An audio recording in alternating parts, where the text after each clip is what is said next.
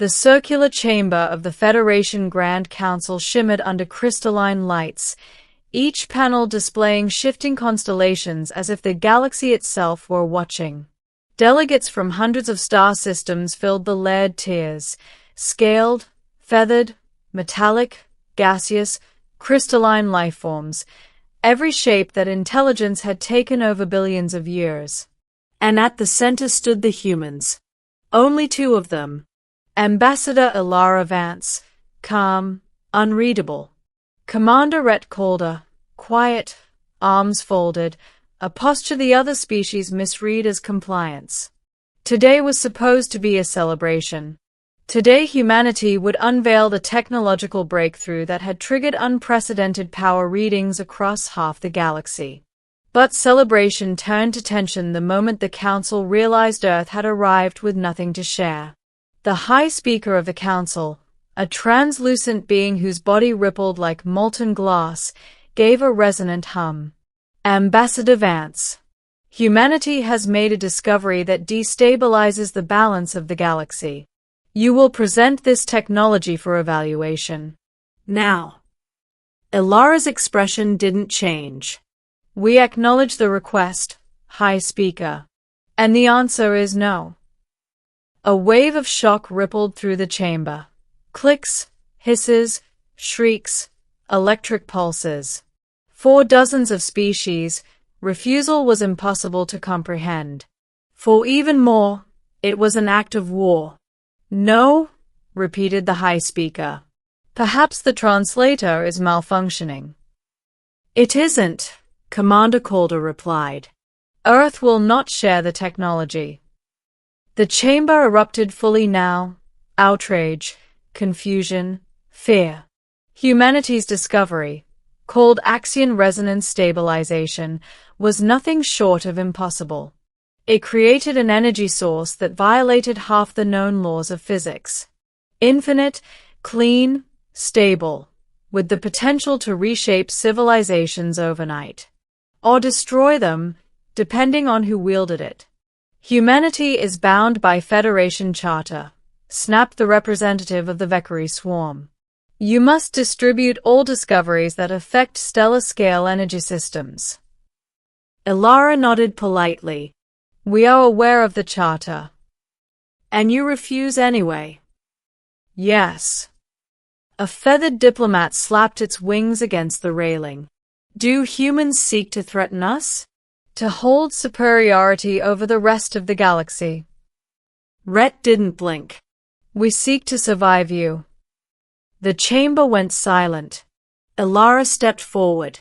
We know what happened to the KRYS Dominion. The moment they developed shield-phasing weapons, half their neighbors invaded and carved their world into territories. We know how the Malith Collective collapsed after inventing biological self-replication. Innovation in this galaxy is treated as justification for conquest. Murmurs spread, some guilty, some defensive. Ilara's gaze swept the hall. And humanity remembers everything. Every request disguised as diplomacy. Every covert attack meant to test humanity's limits. Every time you scanned our homeworld without permission. We were ensuring you were compliant, hissed the Malith delegate. Rhett smiled coldly. Exactly. The High Speaker pulsed angrily, patterns flickering through its fluid body. Humans, you do not understand the danger of hoarding such a discovery. If even one world weaponizes it. We already weaponized it, Rhett interrupted. Dead silence. Every sensor in the chamber recalibrated toward the humans. Ilara raised her hands. Not for war. For protection. Any unauthorized attempt to obtain axion resonance triggers a detonation equivalent to a star collapsing. And the system is tied to our own neural encryption. Only humans can operate it. You place the galaxy at risk, screeched the crystalline delegate. No, Ilara said softly. We're preventing the galaxy from tearing itself apart. A deep, resonant growl echoed from the Krail Dominion's war envoy. If you refuse to comply, the Council will seize the technology by force. Rhett stepped closer to the podium. Try. The way he said it, quiet, calm, absolute, made several war envoys shrink back despite their towering sizes. This was the part the galaxy never understood. Humans weren't the strongest, or fastest, or most advanced. But they were something far more dangerous. Determined, unpredictable, and unafraid. Ilara tapped a control on her wrist. A hologram appeared above her palm, Earth viewed from orbit. Not a weapon, not a threat, just a blue world. This is our home, she said. We have nearly destroyed it once. We rebuilt. We have fought ourselves, survived ourselves, and learned from the mistakes that nearly killed us. She looked around the chamber. Can any of you say the same? The question wasn't meant as insult. It was truth. The Federation Council consisted of empires built on conquest, species saved only by the Council's intervention, civilizations that collapsed and rebuilt only through forcibly acquired technology. Humanity was the anomaly, a species scarred by its own past, who feared repeating it more than it feared annihilation. That made them unpredictable. That made them terrifying. The High Speaker's form dimmed.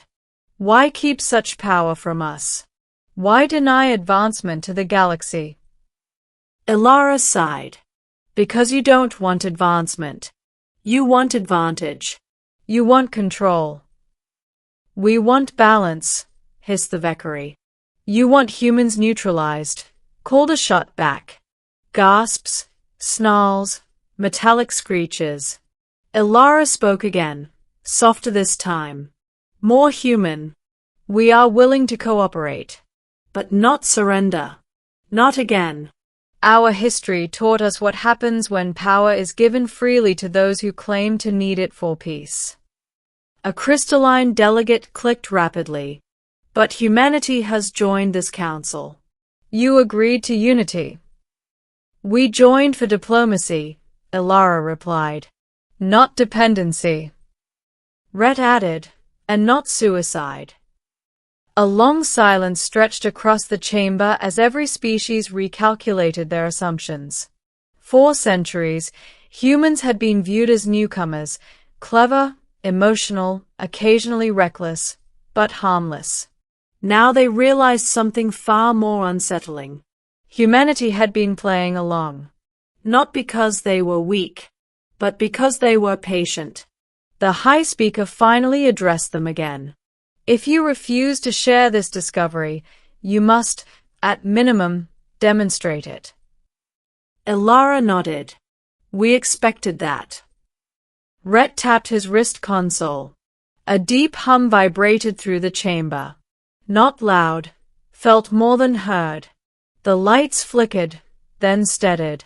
A barrier formed around the council floor, shimmering, silent, impenetrable. This is axion resonance energy, Ilara said. Capable of shielding an entire planet against planetary bombardment, stellar flares, dark matter storms, and dimensional stress. The delegates stared in awe. Humanity had created the impossible. But the humans weren't done. But if misused, Rhett adjusted a setting. A thin beam of energy lashed upward, striking an armored testing pillar built into the chamber ceiling. It didn't explode.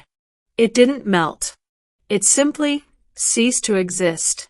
Not vaporized. Not destroyed. Removed. As if it had never been there. The council recoiled in horror. That is why we cannot share it, Ilara said quietly. This power cannot belong to anyone, not even us. So we limit it. We safeguard it. And we will never let it be used for war. The High Speaker rippled with cold fury. You play a dangerous game, humans. No, Ilara said. We're ending one. The hum subsided. The barrier dissolved. Humanity's power display ended as quickly as it began. The chamber was silent. Then the Crail envoy spoke, voice like distant thunder. What do you expect from us now? Ilara slowly exhaled. We expect nothing. But we offer diplomatic cooperation, trade, research partnerships, everything that strengthens peace without compromising survival. Rhett added, and we expect the Council to understand that humanity will not be intimidated, manipulated, or controlled. The High Speaker studied them. And if the Council denies this cooperation? Ilara stepped back. Then humanity leaves the Federation. Shock. Panic. Whispers. The Federation depended on humanity more than they cared to admit. Creativity, adaptability, trade routes, medical breakthroughs, star mapping systems. Losing Earth would destabilize half the galaxy. The High Speaker dimmed once more. Then brightened. Very well. Humans. We accept your terms. For now. Rhett smirked. That's all anyone can guarantee. Ilara bowed. Then this session is concluded. And with that, humanity turned and walked out of the chamber, calm, composed, unshaken. No threats. No arrogance. Just certainty. As the chamber doors closed behind them, a whisper spread through every tier. Humans must never be underestimated. Outside the chamber, Rhett chuckled. You think they bought it? Ilara smiled faintly. They didn't need to. They only needed to understand. Understand what? That humanity doesn't want power. She looked toward the stars. We just refuse to let anyone take it from us.